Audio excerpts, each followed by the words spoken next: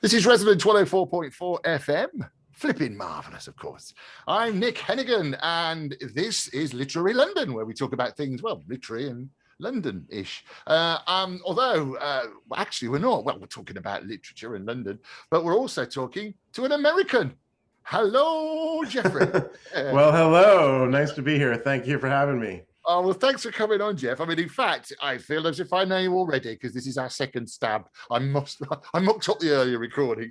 but thanks for coming on. You're an author, you're a writer, and you're a musician. And you've written a book, which, of course, it's before the watershed, so we can't be as specific about the title. It's called Not Effing Around. Yes. And I would it be well, you'll tell us in a second what you are and what you do, but it's sort of life coaching, and it's not something that necessarily I'd always look at for this radio show, but you do life coaching in an area that just absolutely lands bullseye what this program really is all about, which is kind of creativity and creating. We're also, by the way, I should say at this point, we're also on Facebook, on YouTube. Yes, we're on YouTube. Yeah. So if you look very closely, if you're listening in stereo, you'll see us. So I'm waving at you now in stereo. So too is hello. Hello. Whereabouts are you, by the way, Jeff? I'm in Seattle, Washington, in the U.S. of A. Wow, sounds fantastic. How's the weather? Cold, rainy, that's the way it goes around here. That sounds very, very British. But so tell us then about the book. It's the No BS Guide for Getting Your Creative Dreams Off the Ground. And as you know, this radio show, we talk to lots of writers, and I get lots of emails and feedback from people who like the idea of process. And so just tell us about your book. Sure. So I have been a creative my whole life, as a musician, as a writer, screenwriter, photographer, filmmaker, all kinds of stuff. And I have been, in ways, banging my head against the wall for decades. That means many, many failures as well as successes, right? So this book is really a distillation of everything. Well, not everything. It's a distillation of a bunch of things I've learned along the way that can, I believe, help people to move forward with their creativity in their lives much faster and with less blood, essentially, right? So that's really what it is. It's the book that I wish I read when I was 20 years old. Yes, I can understand that. We're very creative theatre producer workshops on the same basis with a bunch of people who've been there, done that, and now wear the t-shirts. And what's your background, Jeff? Were you always writing? What got you started down this creative career? Well, when I was just a kid, I went to summer camp in the mountains, a sleepover camp, and this was the late 70s.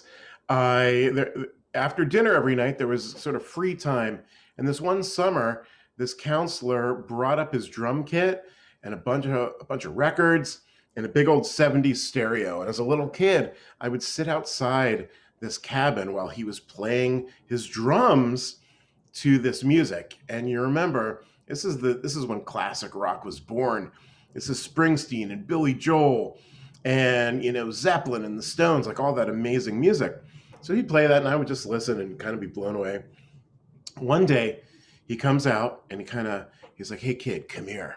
I'm like, "Wait, what?" So I go up to him. He's like, "You want to come in and check this out?" I'm like, yeah. So I go into this cabin and he puts on The Who, Won't Get Fooled Again, that amazing rock song. And he just bangs the crap out of these drums, and my little heart explodes. And I'm like, okay, music is big.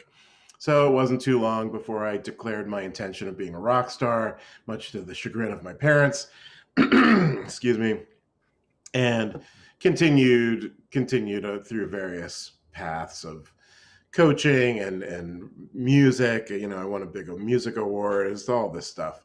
So I've been around. Brilliant. And so you say your parents were sort of not hugely keen, or what was your background? Were they in the arts, or were they writers or creators? Not hugely keen is rather an understatement. They were and are very sort of straight, sort of status quo with, here's what you do to make it through the world, which is fine if that's who you are. So they saw music as a hobby. Okay. So the deal was, hey, how about you get a real job with some health insurance and, make some money and this and that, and you can play guitar, on the weekends. But that did not fly for me. Thank goodness, as a teenager, I was introduced to punk rock, which, speaks of question authority, right? It's one of the main tenets of punk rock. So it was just kind of like, yeah, thanks, no. Yeah, so obviously the punk thing was it's anti-establishment and three-chord wonder and stuff. So what?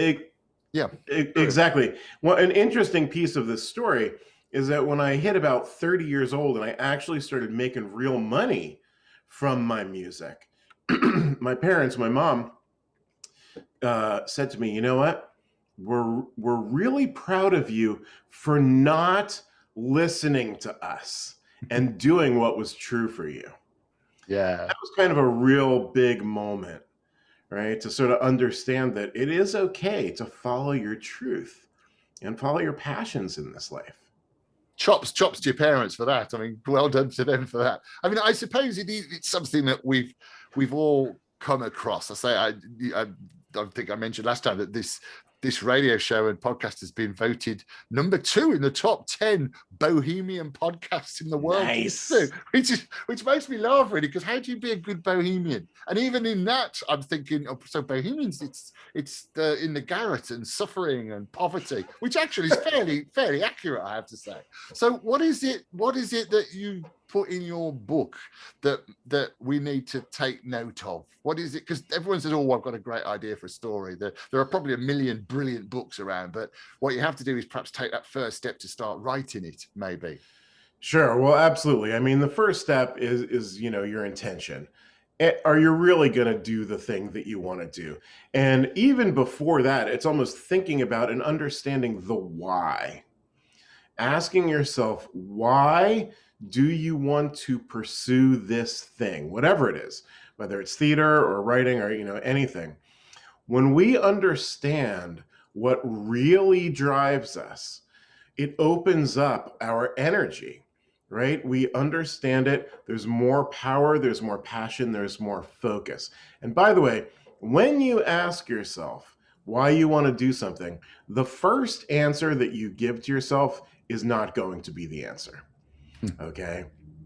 The deal is, and I do this in my coaching, we ask these questions, why do you want to do it? There's the answer. Well, why does that matter to you? It goes deeper and deeper and deeper, sometimes 5 or 6 levels, until it comes down to something really primal and really core. For a lot of creatives, it is, I want to be seen. I want to be seen and understood by the world, because that is something that happens, that rarely happens in our normal experience as people. We're very rarely fully seen. So, through our creativity, it's a way to be seen. And of course, and the chapters are great as well. There's a chapter that says, is it fail hard, fail fast? Fail fast. Yeah. So what do you mean by that? Right. So failure, right? I've interviewed hundreds of successful creatives, and when I ask them about failure, it's always a version of the same thing. Failure. Oh, ooh, ouch. And then it's like, failure is my best friend. Okay, because it helps you move towards the goal. So here's the thing. First of all, as writers, we want to really consider the words that we use. So failure is not really a useful word. I would suggest thinking of changing this word to feedback. If you take some action in the world and you don't get to the goal, or you don't get to the desired experience that you would like, instead of calling it a failure, think of it as feedback. Okay, once you have feedback, you can then ask yourself as many questions from as many different perspectives as possible. When you start to understand those answers, you can then iterate on whatever you're doing. If it's writing a play, well, okay, I didn't get accepted to some big theater group or something. Get some notes. What's wrong? What was wrong with my approach, et cetera, et cetera. Make it better, and then do it again. Maybe you will succeed. Maybe you will get more feedback, but you will continue to move towards this goal. Another thing that you want to really consider is when you have these experiences, to be very careful not to personally identify with the experience.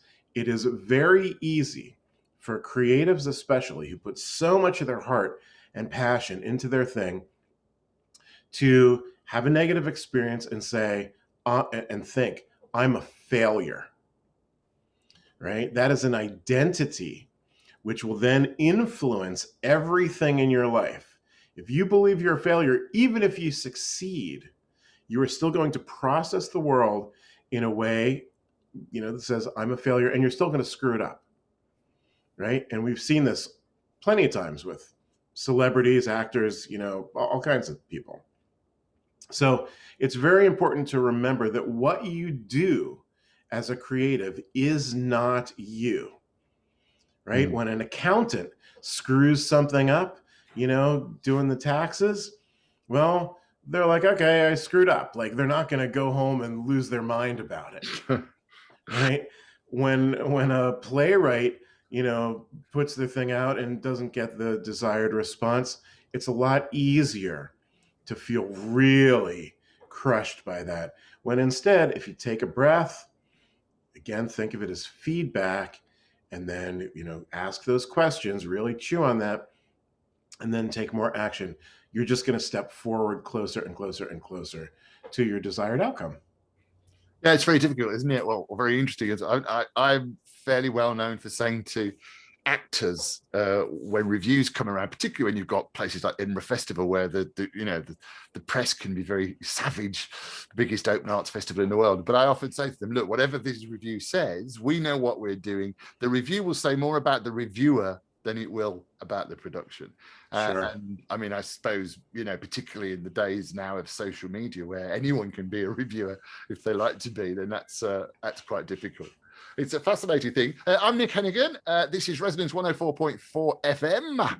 Flipping marvellous. It's Literary London. I'm talking to Jeff Leisawitz, who has written a book called Not Effing Around. And we're talking about not effing around. And I suppose I haven't actually got my copy with me, but the inner critic as well is something that's always...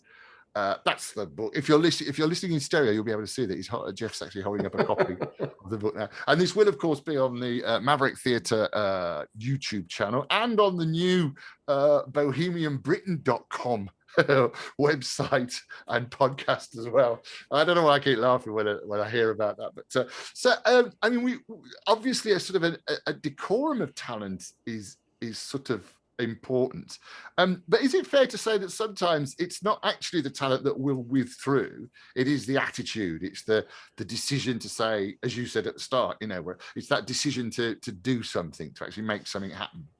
Absolutely. I mean, to succeed in the world of the creativity or the arts or something, you certainly need some level of talent, right? But the truth is, there have been plenty of very successful people out there who don't really have the top levels of talent. I'm glad you said that. Yes, I was about to. Yes, absolutely. Yes. I think we can all agree with that. So, what is it that can really take us to that more successful place? And of course, you want to always develop your craft, right? If you're a playwright, keep writing plays. If you're an actor, keep acting. Take the classes. Do anything you can, to develop your craft. That's one thing. But it is also the mindset. It is also having good habits. It's understanding what is important and what is urgent in your life. We often, do things that are urgent when things that are important are actually going to get you further, right? So there's all kinds of ways to think about the world around you and to create, various steps and habits and systems that are going to help you move forward to find the success that you want. And, another huge one is, of course, just patience, right? Very few people are, the overnight success is never an overnight success. Yes, I mentioned last time. There's this very famous actor I won't mention at the moment who yeah, said it's taken me 12 years to become an overnight success. Right? Bashing away at it. That's a long overnight. That's a 12-year. Yeah. It's a 12-year night. And someone else was saying to me, it's about necessarily from the writing point of view, a writer. He was saying that basically, I understand he's just got three book publishing deal, which I'm really pleased for him. But he was saying, and it's okay, and the publishing deal is brilliant. I'm really pleased. That's kind of validation of what I'm doing. He said, but I just have to write. I have to do it. It's something in me. I'll write on bits of paper or I'll make an observation. And I suppose if that's within you, again, as we've already been mentioning, sometimes turning that into action perhaps is difficult. Absolutely. So one of the things that I'm hearing in that story is your friend is so in love with the process of doing the thing, in this case, writing, that the book deal and the success and the money is like literally a byproduct of his love. Like he's not shooting for that. So also as a life coach, we always talk about that, right? You can certainly set your goals and that's great. But what you really want to do is focus on the process, right? If you write every single day or 5 days a week for an hour, right? Guess what? You're going to write more than if you think about writing every day for an hour and get around to it every 2 weeks for 20 minutes, right? So we like to focus on the process and remember the love of why we're doing this, right? And then when you get the accolades or you get the money or you get the book deals or whatever, you get the big gigs as an actor, well, guess what? That's great, but it's really just the icing. That you put the work in. I know, again, funny enough, I've got the book here. Bonnie McBird, she wrote she's written a version, some Sherlock Holmes books. She's probably most famous for writing the films the Tron series of films. Oh, yeah. Yeah. And Bonnie, I was chatting to her last week and saying the same sort of thing. What's your writing process? Oh, by the way, hello, Kath from California. Kath from California, who's emailed. If you want to email, you can at radio@mavericktheatre.co.uk.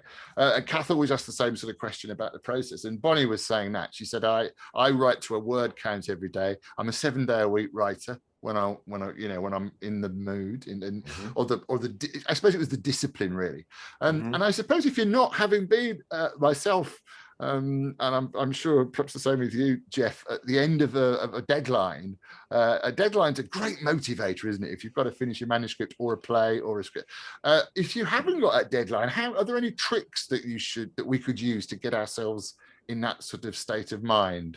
Yes. And you are absolutely, yes, thank you very much. It is absolutely true. When you have a deadline, an external deadline, like that you care about or, that you're responsible for, you're much more likely to do the thing, write the screenplay or whatever. Okay, that is not always the case. Actually, that is often not the case. So what do? First of all, we create a very specific deadline with very specific goals. You think of it, like a business, like you're hiring a freelancer. In 30 days, I want, 10,000 words or whatever the deal is. Okay, so, and write it down, like literally write the thing down. Then you come up with a schedule. Okay, what works for you? Are you going to do 1 hour a week? You're going to do 1 hour a day? What time of day? And schedule it like it's a thing, like it's a meeting. Like I'm not going to screw with this. Right? And by the way, prioritizing that earlier in the day or when your brain and you feel best and most creative, which is often in the morning or sometimes in the evening, is a very good idea. So you schedule that. And the last piece is accountability. Okay? So there's a million studies out there that says when you are accountable to someone, you're way more likely to do the thing, whatever the thing is. So what you want to do is find a friend or somebody to be accountable to. And you ask them, hey, would it be cool with you if I text you every day at, 2 o'clock and tell you that I just finished my hour of writing? And of course, they're going to say yes. Okay, so get somebody good. From there, the deal is it is not good if they bug you about it, right? It has to be under your power, under your control. Because really what we want to do sort of in the life coaching business and to be successful with your creativity is to center your power. Okay? That means taking real responsibility for your action. When you take responsibility for your action and you have that external accountability and you prioritize the stuff and you schedule it, and the biggest thing is you decide to do it. And I'm not talking about like, oh yeah, maybe I'll work out a couple times this week. Like that's nothing. I'm talking about like, this is going to happen. Brilliant. Right? Yeah. When you make that decision, come up with all these little pieces and put the plan in action, check it out. In 30 days, it's going to be done. I suppose in a sense, it's almost like any business. Or if you were running a company making widgets or something, you'd have to kind of plan and work out where everything was going to come from. We give ourselves perhaps a worse time as artists and creators. And I've got to ask you about the inner critic, which you also mentioned, because that can be something you need to be aware of. Exactly. So the inner critic, or as I like to call it in the book, the ick, right? Is some sort of like psychological software that has been built into us for many thousands of years. And the reason why this is there is to help keep us safe. Okay, so let's flash back to the time when we're all running around in little tribes all over the world. And the inner critic would stop a person from doing something stupid or offensive or dangerous that the rest of the tribe might say, you know what? You're an idiot. Get out of here. You're banished from the tribe. Once you're banished from the tribe, your chance of surviving solo in the woods or whatever, not good. You almost certainly will die. So this is built into us. However, when we pull it forward to the modern world, the inner critic gets amplified in ways that are not helpful. So, for instance, you write your play and you want to submit it to a contest or a festival or something, and your inner critic kicks up and says, you're not good enough, you're not smart enough, you're not creative enough, this thing's no good, right? And suddenly you're frozen in fear and you don't do it. Okay? The truth is, what is the worst that could happen? You are not going to get banished from the country. You are not going to, never, die out in the woods or something like this. The worst that's going to happen is you lose some money and you don't win the contest, which, by the way, most people don't win the contest. You only have one winner, right? Or a couple of winners. So it's very important to sort of ask yourself, when this inner critic kind of comes up within you, what really is the worst that could happen here? Right? And sometimes it's true. Do I want to invest my life savings in a, whatever? Well, that's your choice, but let's think about that carefully before you do it. Right? But if it's something small like that, you got to go for it. And by the way, on the Jedi level of the inner critic, okay, it can really help you once you have a good relationship with this part of yourself, because the inner critic can help drive you towards excellence, right? It's not good enough yet. How can you make this better, right? It changes sort of like this enemy into an ally, because the truth is these parts of us, like the inner critic, that we may consider, stifling us or keeping us down in ways, actually are always there to serve us in some way. So if you can understand that and kind of flip the energy around into something positive, it's more power for you.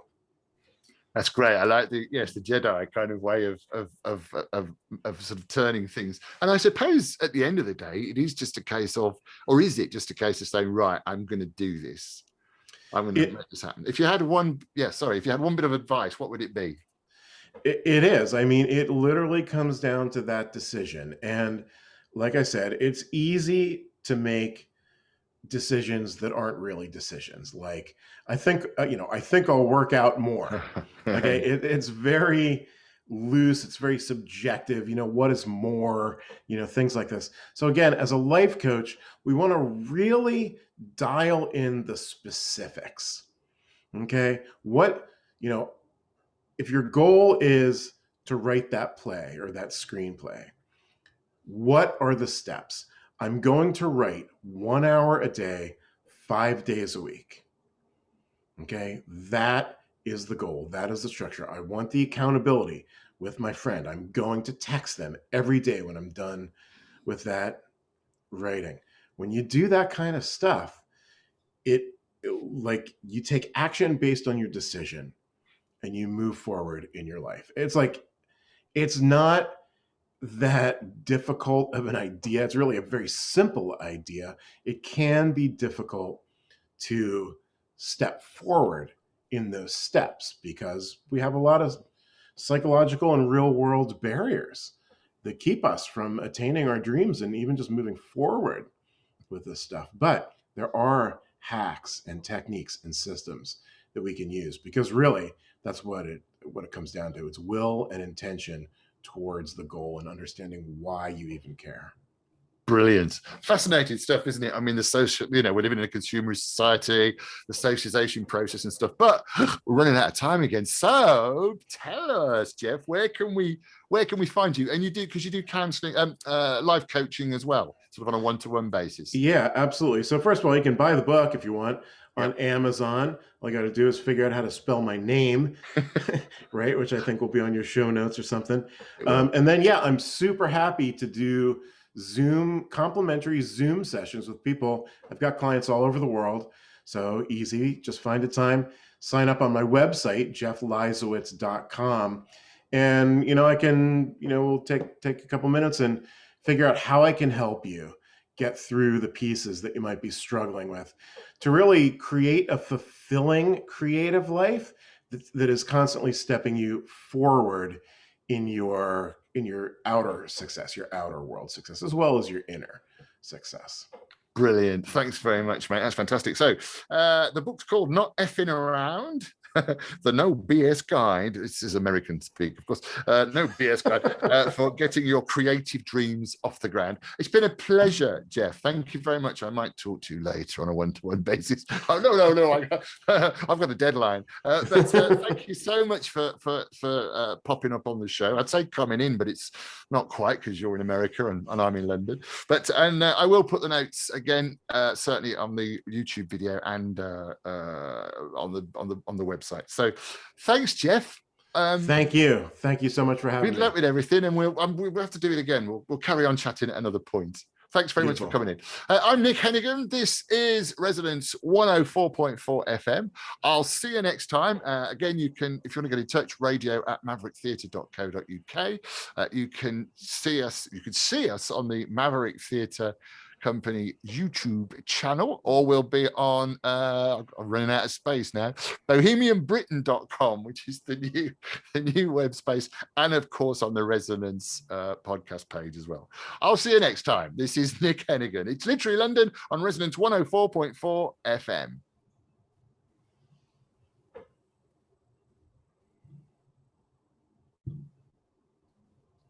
Oh, stop.